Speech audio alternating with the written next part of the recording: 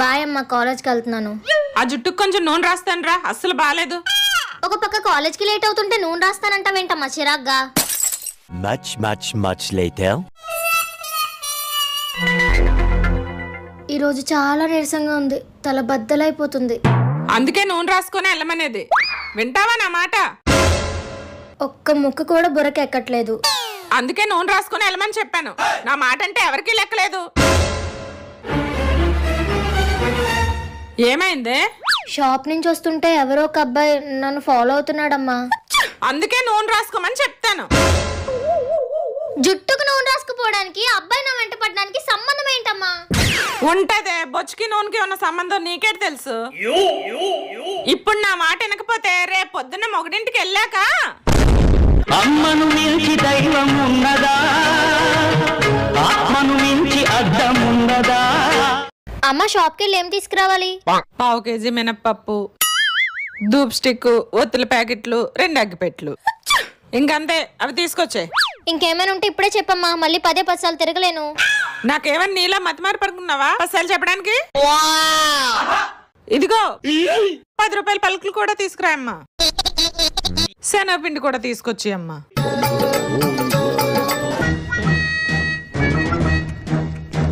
అమ్మా 5 రూపాయల అల్లం కూడా తీసుకొచ్చి అమ్మా. అన్నీ ఒకసారి చెప్పొచ్చు కదా, బయటికి వచ్చి కరుస్తావేంటి? నాకేం వినిపించట్లేదు, తీసుకొచ్చి అమ్మా, తీసుకొచ్చి. కరివేపాకు మర్చిపోయినట్టున్నానే. మళ్ళీ వస్తుంది, ఇంకేం గుర్తొచ్చిందో? వెళ్ళిపోయినట్టుందే పాప. అమ్మను మించి దైవం ఉన్నదా, ఆత్మను మించి అద్దం ఉన్నదా? ఏంటమ్మా, పెద్దమ్మాళ్ళ ఇంటి నుంచి అప్పుడే వచ్చేసావా? మేడ మీద బట్టలు తీసావా? బయట పెద్ద వర్షం పడుతుంది. యాక్చువల్ గా ముందు తీయలేదా? బట్టలన్నీ తడిసి మొద్దైపోయి ఉంటాయి, నడుం పడిపోయేలా ఉతికాను కదే. అది కాదమ్మా, ముందు చూడలేదు. చూడవే, నువ్వు చూడవు. పొద్దుకల్లా టీవీ ఫోన్ లో చూడడానికి టైం సరిపోతుంది. అబ్బా, ఒకసారి నేను చెప్పేది వినమ్మా. నువ్వైతే నాకు అసలు బట్టలు తీయమని చెప్పలేదు, అయినా సరే నేనే. చెప్తేనే చేస్తావా, చెప్పకపోతే చేయవా? అయినా నీతో మాట్లాడ వేస్ట్. అమ్మో నా బట్టలు. A few moments later. పైన బట్టలు లేవంటే? నేను తీసేస్తే ఎందుకుంటాయి? తీసావా? ఆ మొక్క నేను తిట్లు మొదలెట్టక ముందు చెప్పొచ్చు కదా. నువ్వు గ్యాప్ ఇచ్చావా? సూపర్ ఫాస్ట్ ఎక్స్ప్రెస్ లో తిడుతూనే ఉన్నావు కదా. పోనీ మధ్యలో దూరం చెప్దామంటే ఎక్కడ మడతేసి కుమ్మేస్తావని మూసుకొని ఉన్నాను. ఈ మాటలన్నీ సిలకలా బానే నేర్చావు. నీ టాలెంట్లన్నీ అమ్మ దగ్గర కాదు, రేపు పొద్దున్న మొగడింటికి వెళ్ళాక మీ అత్తగారి దగ్గర చూపించు. అమ్మను మించి దైవం ఉన్నదా? ఈ రోజు ఇంట్లో చాలా పని ఎక్కువ ఉందమ్మా, కొంచెం సాయం చేద్దురా. ఏంటా మడత పెట్టడం? సరిగ్గా మడత పెట్టడం కూడా రాదు.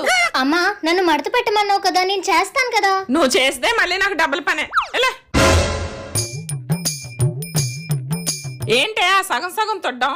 ఇలా నీట్ గా ఒళ్ళొంచి తొడాలి. సరే, తుడుస్తా. నువ్వు ఏం అవసరం లేదు, వెళ్ళి కాయగూరలు కట్ చేయి. అంత వయ్యారంగా కట్ చేస్తే ఈ రోజుకు వంట ఉన్నట్టే. లే ఆర్తి, కొంచెం గిన్నెలు కడిగేయమ్మా.